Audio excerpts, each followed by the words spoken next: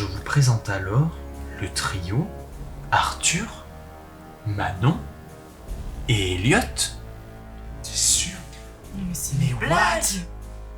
N'importe quoi, tu nous fais marcher, avoue. Mais non, vérifiez, allez-y. Je vous jure que ce sont vos noms. C'est impossible.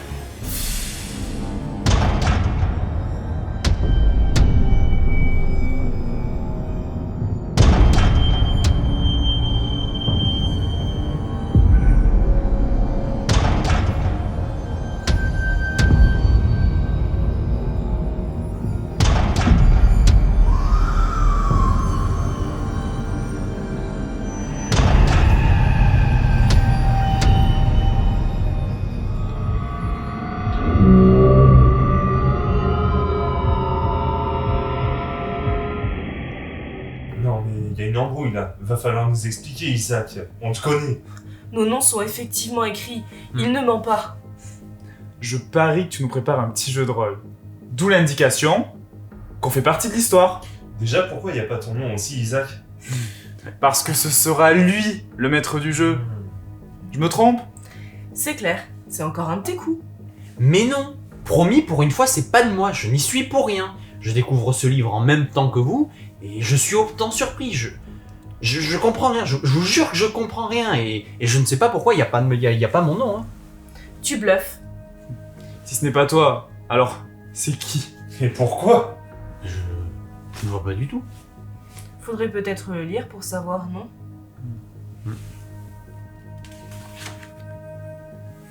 Chapitre 1, premier contact.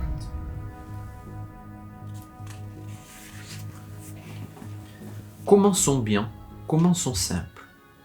Pour cela, je vais débuter avec une anecdote qui vous semblera bien familière avant d'entrer dans les sombres couloirs de l'histoire des mythes et légendes.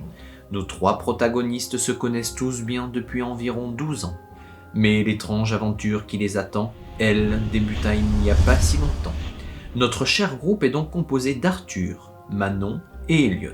Ils sont un peu touche-à-tout et ouverts d'esprit.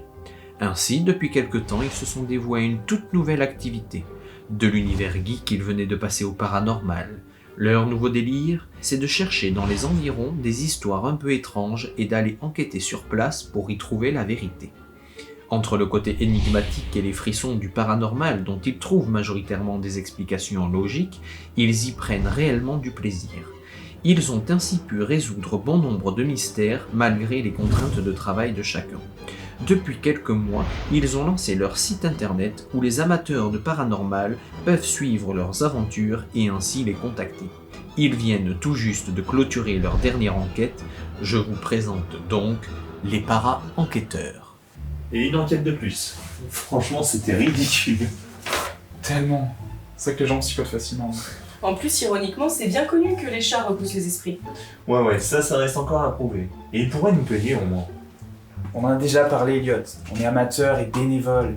Bref, on a reçu un nouveau message. Ah, décidément, notre petit site fonctionne plutôt bien.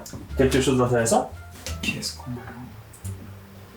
Elle s'appelle Aurora. Lieu du problème, sous-sol des résidences L'Alouette. Ah, je connais. C'est une vingtaine de minutes d'ici. Problème constaté, disparition de chiens et de chats dans le quartier depuis quelques mois. 3 habitants ont retrouvé leur animal mort dans les sous-sols. Bruit très étrange et sentiment d'être observé quand on descend dans les caves. Les gens n'osent plus trop y aller. Ça doit juste être un mec totalement dérangé. Cela ne nous empêchera pas d'appeler la police s'il le faut. Mais au moins, on aura résolu l'enquête. Il faut qu'on y aille, car la disparition d'animaux, ça fait clairement penser à des sacrifices. S'il se passe quelque chose, il faut qu'on arrête ça. Manon a raison. C'est le but de notre groupe, non? Il faut avouer que là, il y a quelque chose de pas net. Même si ça paraît assez gros. Ouais, de toute façon, ça coûte rien d'y aller en pleine journée. Très bien. Alors dans ce cas, on prend contact avec Aurora et on s'organise ça.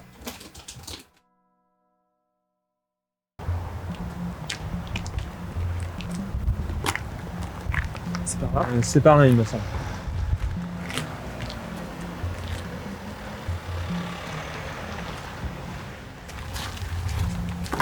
Ah d'ailleurs, j'ai fait tout un tas de recherches pour voir le lien avec les animaux. Il est vrai qu'en général, le sacrifice d'animaux n'est pas bon signe. Plusieurs types de magie l'utilisent. Il y a notamment la magie noire, la magie du sang ou encore le vaudou. Dans ces magies-là, le sacrifice peut servir à des rituels personnels, sans nuisance à autrui. Mais beaucoup d'autres cas inspirent des rituels néfastes, des invocations, ou bien même des pactes. Les fluides et les organes d'êtres vivants sont considérés comme extrêmement puissants et vecteurs de magie. C'est pas très rassurant tout ça. Mais il ne faut pas encore se faire du souci. Car en réalité, même dans la magie blanche, il peut y avoir des sacrifices. Ce sont souvent des rituels de protection. Donc, inutile de s'alarmer tant qu'on n'a pas plus d'informations. On va peut-être tomber sur quelque chose d'intéressant là-dessous. Intéressante, je ne sais pas, mais j'ai préparé quelques talismans pour nous protéger au cas où. Si tes gris-gris nous protègent, alors on ne risque rien. On se demande ce que tu y trouves dans ces enquêtes, toi, parfois. Tu crois à rien, de toute façon. Mais justement, on montre bien qu'il n'y a rien d'anormal finalement. Ça reste un passe-temps pour s'amuser entre amis. C'est comme des escape games, grandeur nature, à la Sherlock quoi.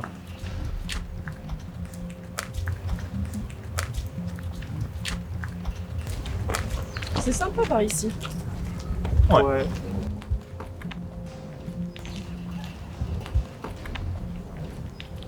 C'est ici tu crois? Ouais, on est arrivé.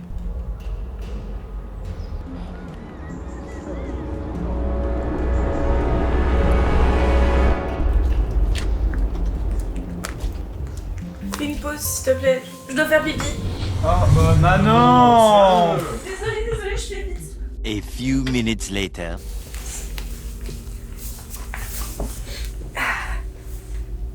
C'est bon? Oui. Bon, eh ben allez. Alors, les parents enquêteurs arrivèrent alors chez Aurora pour pouvoir accéder au sous-sol. Aurora avait un look très babacool et hippie. Gentille mais assez excentrique, elle donna les informations pour y accéder. Elle indiqua que peu de personnes y allaient et que c'était assez éclairé. Elle les prévint cependant d'une chose. Ils devaient bien se repérer car les sous-sols sont immenses et presque labyrinthiques. Le groupe quitta Aurora pleine d'admiration envers eux et se dirigea vers le lieu convoité. Quand vu le spécimen qu'on a rencontré, j'imagine même pas ce qui nous attend dans la cave. T'es méchant, elle est adorable. Ah, si on doit nous bouffer, on propose pas ton premier. Ce sera un compte pour un boucher quand même.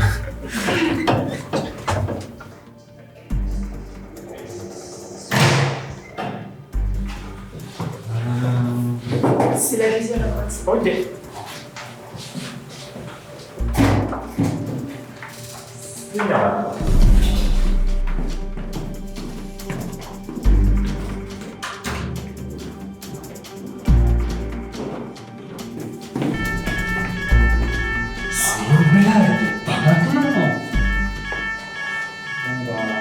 On y va, si y a le feu, on va pas prendre de risques.